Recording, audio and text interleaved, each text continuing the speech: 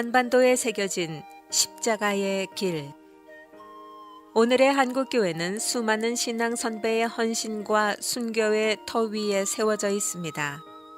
일제와 분단이란 시대의 비극 속에서도 자기에게 주어진 십자가를 묵묵히 지고 주님을 따랐던 순교자들의 삶은 하나님에 대한 충절, 이웃과 민족에 대한 사랑 그 자체였습니다. 이 시간을 통해 그들이 따라간 십자가의 길을 묵상해 봅니다. 그리고 부유하고 안락한 이 시대에 우리의 나갈 길을 묻는 시간을 가져봅니다. 제4장 결단의 골짜기에 선 신사참배 반대자들. 한국의 주권을 박탈한 일본은 한국 지배를 영구히 하기 위해 무단 통치에서 문화 통치, 민족 말살 정책에 이르는 다양한 수법을 동원했습니다. 특히 구한 말 들어온 개신교의 급격한 활약상에 주목한 일본은 각종 교육과 종교 법안을 만들어 기독교 학교와 선교, 목회 활동을 억압했습니다. 개신교는 한국 땅에 뒤늦게 들어왔지만 오래지 않아 한국 사회와 민족의 현실 문제에 깊숙하게 들어왔습니다. 여전히 적은 숫자였지만 개신교는 다양한 활동을 통해 민족의 독립과 사회적 역할에 적극 참여해 왔습니다. 1930년도에 들어 한반도 넘어 만주 쪽으로 일본의 정복 야욕이 본격화되면서 한국을 일본화하려는 작업이 수행되었습니다. 창씨 개명과 함께 신사참배와 황궁요배는 정신적으로 한국을 일본에 예속시키려는 일종의 노림수였습니다.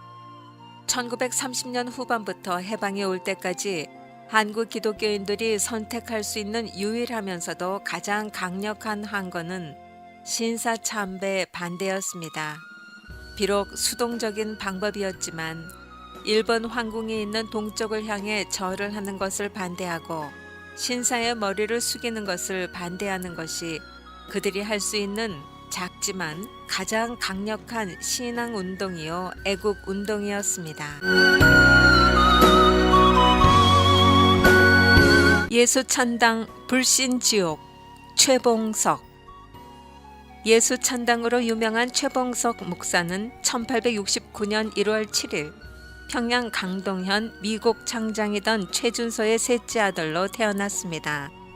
7살 때에 서당에서 공부를 시작한 최봉석은 16살까지 구학문을 익혔고 이후에는 평양감사 민병석의 비서가 되었습니다.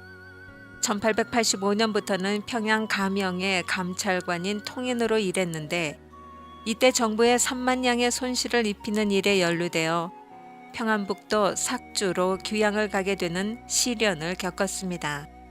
귀양살이에 울분이 차 하루하루를 지내던 그는 아내의 산후조리를 봐주던 삭주교회 영수 백유계를 만났습니다.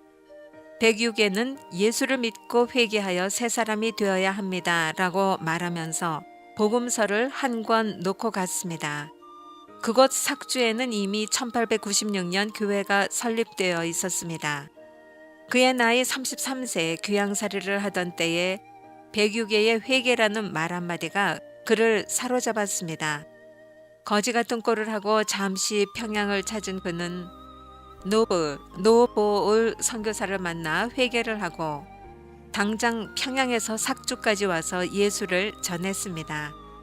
1904년 그는 삭주교회의 집사가 되었고 이후 영수가 되었습니다. 그는 전도와 목회 사역에 열심을 다했는데 압록강과 만주 지역을 중심으로 예수를 전했습니다. 예수를 믿는 대가는 적지 않았습니다. 당장 그의 아내는 그를 미친 사람으로 단정하고 매정하게 이혼을 요구했습니다. 이혼을 원치 않던 최봉석은 애원하다가 두 아들을 하나씩 나누어 키우기로 했습니다. 1907년 그의 나이 38세에 평양 신학교에서 공부하면서 동시에 벽동교회 조사가 되었습니다. 공부보다도 그는 시간만 나면 평양거리를 활보하면서 전도했고 밤을 새워가며 기도했습니다. 신학교 시험은 별로 개의치 않아 했습니다. 1911년 그는 졸업할 때가 되었지만 졸업하지 못하고 7년간이나 신학교를 다니게 되었습니다.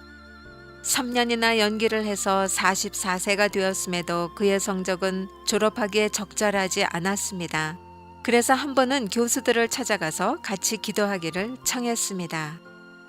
하나님 아버지 감사합니다. 저같이 부족한 죄인을 불러서 예수를 믿게 하시고 또 신학교에 와서 공부를 하게 하시고 또 목사가 되게 하시니 감사합니다. 공부만 잘해야 목사가 됩니까?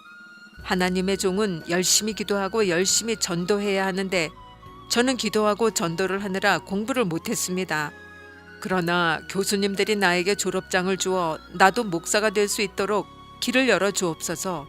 주실 줄 믿고 감사하며 예수님의 이름으로 기도합니다. 아멘.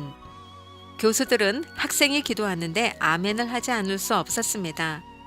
마펫은 그에게 1년을 더 공부하도록 했지만 최봉석은 물러나지 않았습니다.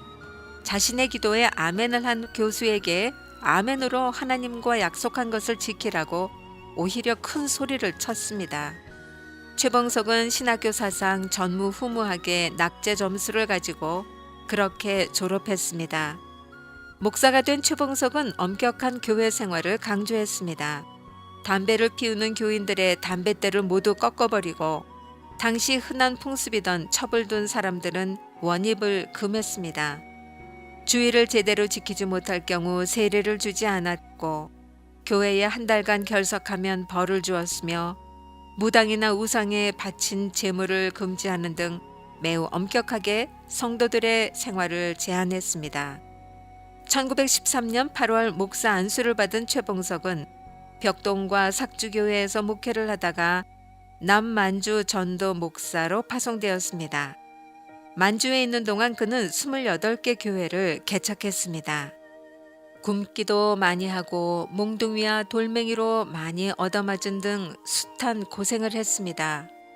어떤 때는 소똥에서 콩알을 찾아 먹으면서도 천연덕스럽게 기도했습니다. 예수님, 소똥에서 익은 콩이 나왔습니다. 그려. 만주 전도를 마치고 1926년 평양에 돌아왔습니다. 그의 전도에 대한 열정은 여전히 대단했습니다. 예수 천당! 이 소리는 평양을 깨웠습니다. 어둠을 밝히는 빛과 같은 외침에 한국교회의 어른 길선주는 최봉석 목사의 예수 천당 소리가 멈추는 날 동방의 예루살렘인 평양이 망한다고 말할 정도였습니다. 전도에 누구보다 열심을 낸 최봉석 목사는 전도를 못하는 교역자는 벙어리 교역자라고 규정했습니다. 어느 날 머리도 좋고 설교도 잘하는 최 목사가 길을 가고 있었습니다. 예수 천당 소리에 놀란 최 목사가 나 최 목사요 라고 말하자 최봉석 목사는 목사는 목사지만 벙어리 목사요 라고 대답했다고 합니다. 예수 사랑하심은 거룩하신 말일세. 한 번은 거리에서 찬송가를 좋아하는 최 목사를 시끄럽다고 일본 경찰이 제재를 가했습니다. 그러자 최봉석 목사는 자동차가 뿡뿡 울리는 소리는 시끄럽지 않고 내가 부르는 찬송 소리는 시끄럽다는 말이요. 당신들은 교통사고를 막기 위해서 자동차 소리를 그냥 놔두지 않소. 나도 지옥으로 가는 영혼들을 사고에서 구하기 위해 찬송 소리를 내는 것이라오. 예수 천당으로 유명해진 그는 이름마저 최권능으로 바뀌어 있었습니다. 그의 외침 자체가 전도에 권능이 있다는 뜻을 담고 있었습니다. 그는 말을 많이 하는 것을 좋아하지 않았고 지식을 애써 추구하지도 않았습니다. 이것은 그의 괄괄한 성격을 잘 대변하는 것이었습니다. 그는 일명 예수 천당이라는 예수탄을 쏘면서 무식한 바보로 살기를 원했습니다. 그는 신학탄의 위력은 믿지 않았습니다. 그의 이러한 열정 때문에 평안도와 황해도 지역에 70여 개의 교회가 세워졌습니다. 예수에 미친 사람 최봉석을 한경직 목사는 믿음의 사람, 기도의 사람, 성령의 사람, 전도의 사람, 사랑의 사람이라고 불렀습니다. 1938년 장로교회 신사 참배 결의의 최봉석은 종회는 사탄의 회로 전락했다고 주장하다 체포되었습니다. 1939년 5월 15일 70세의 나이에 무려 2번에 걸친 6년간의 긴 감옥 생활을 시작했습니다. 예수 사랑하심은 거룩하신 말일세. 이 찬송을 감옥 안에서도 부르면서 그는 늘 다음과 같이 외쳤습니다. 내가 죽는 것은 영광이요 나는 죽기 위해서 오늘까지 당신들의 신을 경배하지 않고 살아왔소. 나는 죽으면 천당에 가오. 주님이 내 집을 예비하고 나 오기를 기다리고 계시오. 이렇듯 강직한 신앙을 지닌 최봉석의 죄목은 첫째, 항일 사상을 선동해서 국채를 어지럽게 했고, 둘째, 일본의 천황을 무시하고 하나님을 높였고, 셋째, 선교사를 통한 미국의 비밀 공작원으로 활동했다는 것이었습니다.